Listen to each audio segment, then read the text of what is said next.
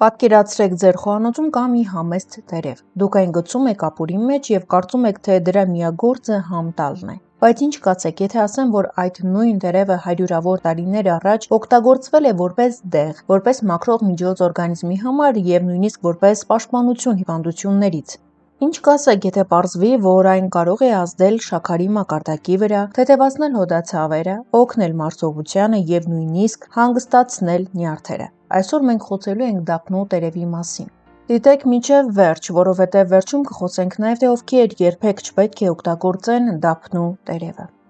Եվ այսպես, ինչ կա դափնու տերևի մեջ, որն այդքան օգտակար է դարձնում այս համեստ տերևը։ Եթերային յուղեր, սրանք դափնու տերևի հոգին են։ Դրանք ներթափանցում են արյան մեջ, ազդում նյարդային համակարգի վրա և ունեն հրաշալի հակաբակտերիալ ազդեցություն։ Դրա համար է, որ դափնու տերևի հոտը, հատկապես երբ այն այրում են, մարդուն հանգստացնում է։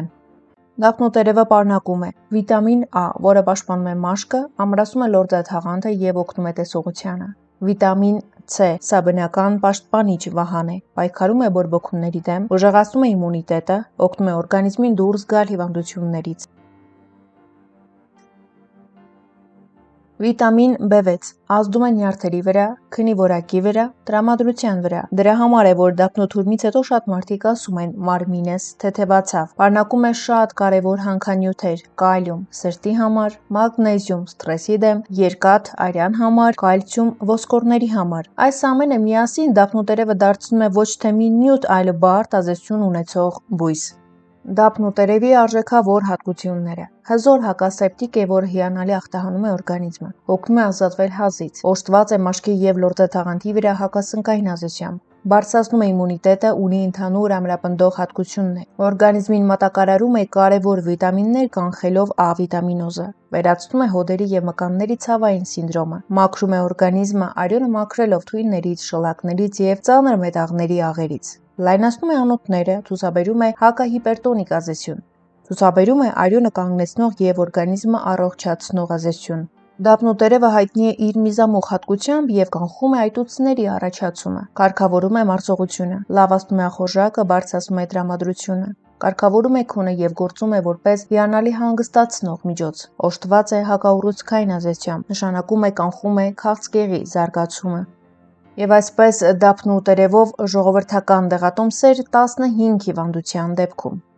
Առաջին՝ օգնում է լարվածության և գերհոգնածության դեպքում։ Թուլանալու, հանգստանալու, լարվածությունը հանելու և նյարդերը կարգի բերելու համար բավական է սենյակում այրել դափնու տերևը 15-20 րոպե և շնչել նրա բույրը։ Իր կազմում եղած եթերայուղերի շնորհիվ դափնու տերևը անհրաժեշտ թուլացնող և հանգստացնող էֆեկտ է ապահովում, բայց չի քնեցնում, ինչով հայտնի են հանգստացնող այլ միջոցները։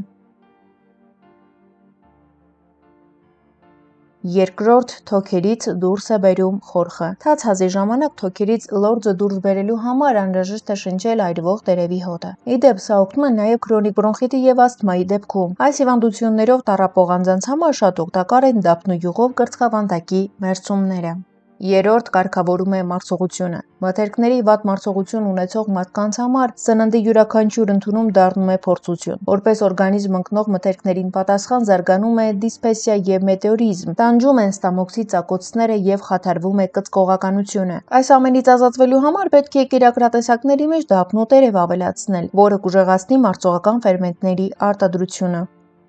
Հաջորդը՝ ամրապնդում է սիրտն ու անոթները։ Դափնու տերևները հարուստ են շատ օգտակար մի միացությամբ, որը կոչվում է սրճաթթու։ Սա ունակ է անոթների պատերը մաքրել խոլեստերինային կուտակումներից և ամրապնդել արյունատար անոթները, խոչընդոտելով տոնուսի կորստին։ Այդ զարմանալի հատկության շնորհիվ դափնին կարող է պաշտպանել հիպերտոնիայից և աթերոսկլերոզի զարգացումից։ Իզուր չէ, որ միջերկրածովյան շրջանում, որտեղ ակտիվորեն աճում է դափնին, փոքր է սիրտ-անոթային հիվանդություններից մահացությունների թիվը։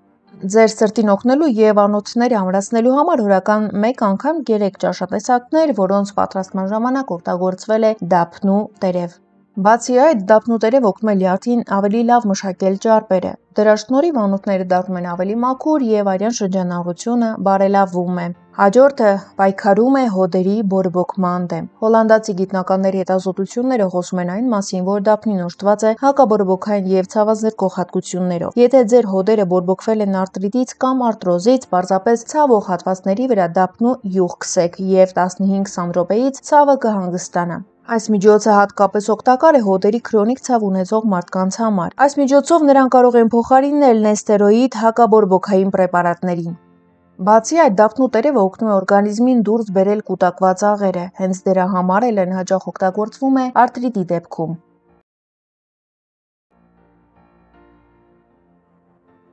Հաջորդը բուժում է միզուղիների պաթոլոգիաները։ Միզուղիների ինֆեկցիաների դեպքում չարժե անմիջապես դիմել հակաբորբոքային դեղերի։ Ժողովրդական բժշկությունը բազմաթիվ բաղադրատոմսեր ունի, որոնք ունակ են լուծել այս խնդիրը։ Դրանցից մեկը դափնու տերևի կիրառմամբ է։ Պարզապես մեկ բաժակ կաթի մեջ ավելացրեք 1 թեյ գդալ մանրացված դափնու տերև, խառնեք եւ խմեք միանգամից։ Այս միջոցը օգտագործեք օրական 3 անգամ եւ 3 օրից վարակը կլքի ձեր օրգանիզմը։ Հաջորդը երիկամային անբավարարություն։ Երիկամների հիվանդությունների դեպքում մանրացրեք դափնու տերևը, ապա վերցրեք 1 թեյ գդալ այդ դափնուց, վրան լցրեք 2 բաժակ ջուր եւ եռացրեք ուժեղ կրակի վրա 10 րոպե, ապա թողեք թրմվի 2 ժամ։ Կարելի է ստացված թուրմը օգտագործել օրական 2 անգամ 1 ճաշի գդալ։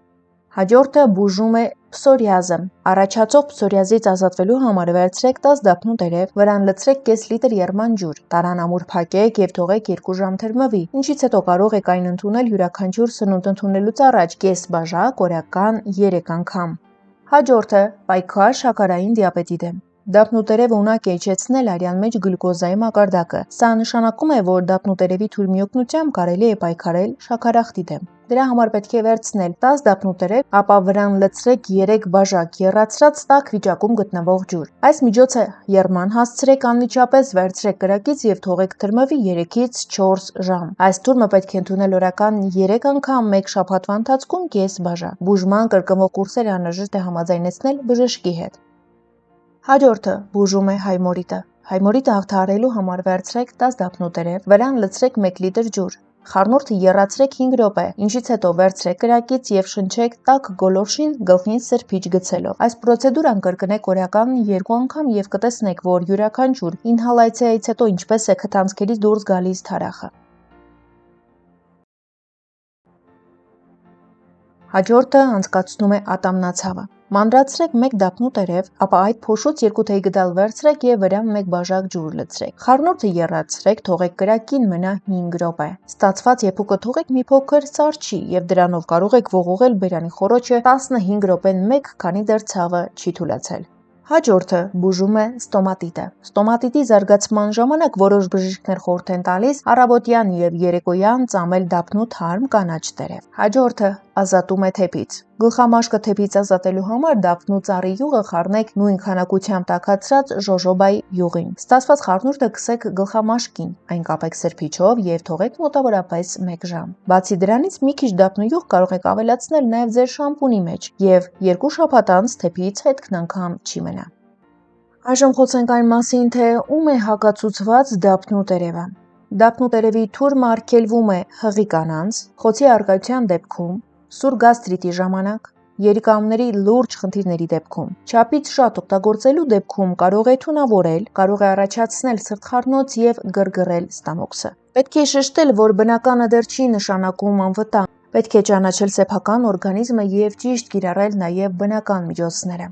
Հարգելի հետևորդներս, թողարկման համար այսքանը։ Շնորհակալություն տեսանյութը մինչև վերջ դիտելու համար։ Եթե տեսանյութը օգտակար էր, ապա հավանեք այն դնելով լայք։ Մեկնաբանությունների հատվածում անպայման գրեք, արդյոք գիտեք դափնու տերևի թուրմի օգտակարության մասին։